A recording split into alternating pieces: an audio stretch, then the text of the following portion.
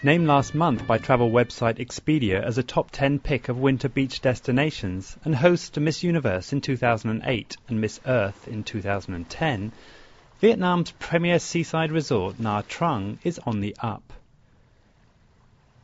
Tempted by numerous recommendations, I broke from a long assignment in Ho Chi Minh to spend a week at one of the world's most beautiful bays. The new international airport is modern and sparse, a good indicator of what was to come. The 40-minute taxi ride from the airport into town is pleasant, taking in sweeping views of a forested coastline as it winds its way into the old fishing port. The town, which is quickly developing into a mid-sized city, can broadly be divided into two sections. To the south, the bay with a long golden sand beach, where most of the hotels, restaurants and travel agents are based. To the north, the fishing port, with a stronger feel for central Vietnamese life. My hotel, the Osaka, was well placed at the north end of the bay, with easy access to both. Walking the length of the bay along a paved path that follows the beach takes around an hour, with plenty of places to stop for refreshments. As a tourist, people selling sunglasses and second-hand books bothered me occasionally, but it's not relentless as other beaches in Asia have proved. Returning to the hotel through the streets that run parallel to the seafront, there are more options for food and coffee, as well as a few small clothes and souvenir shops.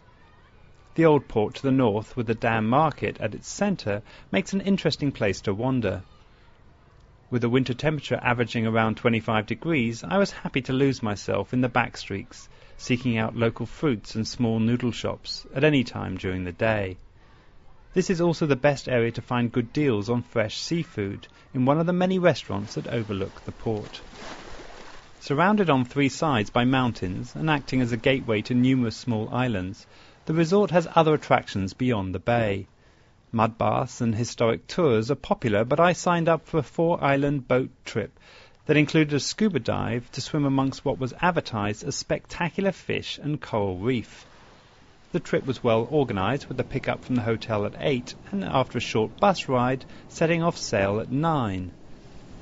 The guide was humorous as he danced and sang in between explaining how much each of the attractions would cost to visit. We made our way from an aquarium to a pontoon where the dive took place, then to another pontoon with more water sports, and finishing at a small beach. Possibly due to the wind that day, the diving was pretty disappointing in comparison to similar trips in Indonesia and the Philippines. Driving back along the bay to the airport, I looked one more time at the skyline, littered with new hotels under construction, and questioned whether it would have been better to have waited a year to visit when all the buildings were finished. Either way, it appears the town is set to grow into an important tourist resort for the region, and as long as the weather and beach remain, will always make an enjoyable retreat from the stresses of city life.